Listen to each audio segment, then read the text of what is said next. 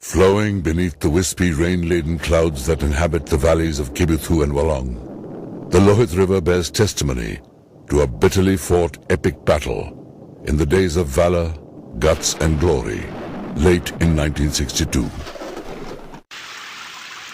Lohit, the river known as Nigichu in its upper reaches, is the easternmost tributary of the great Brahmaputra. Its banks have witnessed centuries of trade and cultural discourse between two great civilizations, India and China. It is also a mute witness to those ghastly and gloomy days of 1962, when these same countries, now young and emerging republics, fought a war that lasted little under a month. In essence, the war was fought due to the legacy of British imperialism, which the young Indian democracy had inherited, as well as the growing nationalism in the young Communist Republic of China, which set out to undo the perceived historical slights it had received from Western imperialist powers. The seeds of conflict were sown during the highly inconclusive Shimla Conference of 1914. This conference was an attempt by a school of British diplomatic thinking that aimed at ensuring an adequate buffer between the British Lion and the Russian Bear. The conference was attended by representatives of Great Britain, China and Tibet, and the convention initialed by all. Later the Chinese withdrew on the ground that they could not agree on the boundary between inner and outer Tibet. They raised no objection to the Indo-Tibetan boundary. This contradiction in views led to a brutal and short war in 1962 between India and China. Thus the small and obscure hamlets of Sirijap, Chushul, Rezangla, Tawang and Wolong shot into national and international fame. While the Chinese preparations were advanced, our preparations were limited and by some accounts slow. This was most graphically seen in the command and control arrangements under which our units fought. In October and November 1962, a span of little under 2 months, the Wolong sector saw 3 brigade headquarters, 2 divisional headquarters and 2 corps headquarters control the battle in India's easternmost bastion.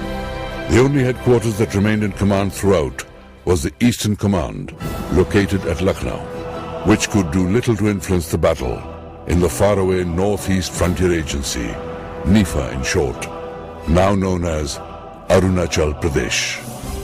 The infantry battalion, 6th Kumaon, was inducted into the Wolong sector in April 1962. Thus, in September 1962, when war was fast approaching, there was a new battalion in defense. Much to their credit, these brave sons of Pithoragarh and Almora gave a good account of themselves in the final battle. The 62 Infantry Brigade, which is located at Ramgarh, was ordered to mobilize its units in mid-September 1962. Its 3 units, the 4 Sikh, the 4 Garhwal Rifles, and the 2nd 8 Gorkha Rifles were mobilized and were earmarked for the Wolong, Nuranang and Along sectors respectively. The 6th were inducted into Wolong in early October 1962. 2 Assam Rifles was already in location, implementing the forward policy. It was tasked with establishing posts on or as close to the McMahon line as possible, without getting into any confrontation with the Chinese. They established platoon-sized posts at the McMahon Ridge, Kibithu, Thapa Ridge, Tangkhal, and Hot Springs. In order to see the Battle of Wolong in its correct perspective, it is necessary to understand the harshness of the terrain beneath the veneer of natural beauty. In those days, the roadhead for troops deployed at Kibithu was located at Teju. It took 16 days to walk the 200 kilometers from Teju to Kibithu. Canadian Otter aircraft could not carry more than 6 to 8 armed soldiers at a time to the landing grounds in Haiyuliang and Wolong. In those times, to cross the Lohit River, soldiers had to use many steel wire rope crossings. To add to their misery, our soldiers fought in near sub-zero temperatures of September and November in summer uniforms and canvas shoes. When we look back at those demanding days, we can clearly visualize the way in which the battle unfolded. starting between 18th and 27th of October. On the eve of battle in Kibithu, we had 6 Kamau, less 3 companies at Kibithu, a company at Dichu, and the balance of 2 companies guarding the approaches to Walong. In addition, there were Assam Rifles platoon posts strung along the McMahon line. Subedar Surendra Chand of 6 Kamau reported the presence of 53 Chinese soldiers occupying the Hill 100 feature on 18th of October.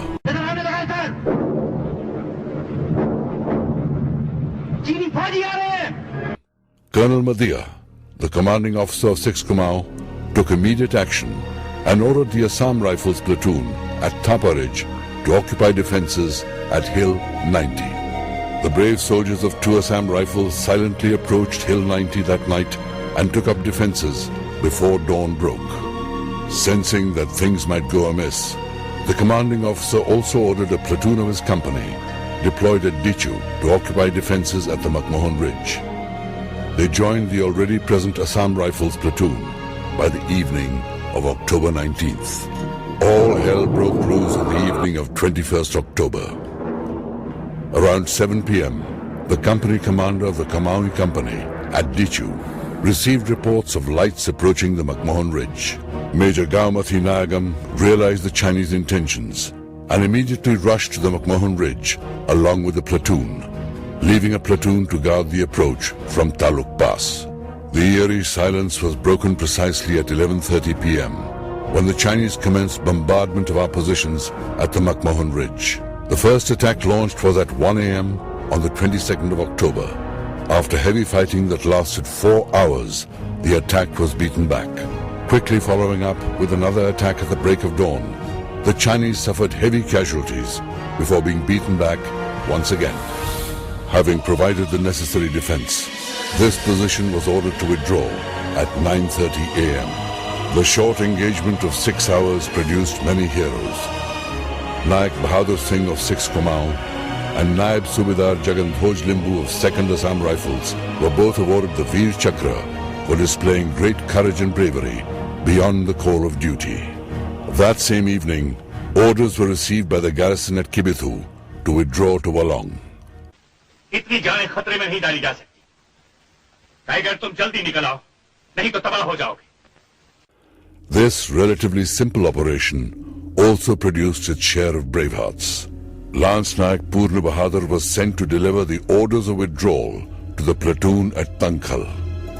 He was awarded the Veer Chakra for this singular act of allegiance to duty that saved the detached troops of Tankhal post from falling into Chinese hands. In this brief action at Kibithu, almost 60 Chinese soldiers were silenced, while 5 of our own were killed. The Kibithu garrison withdrew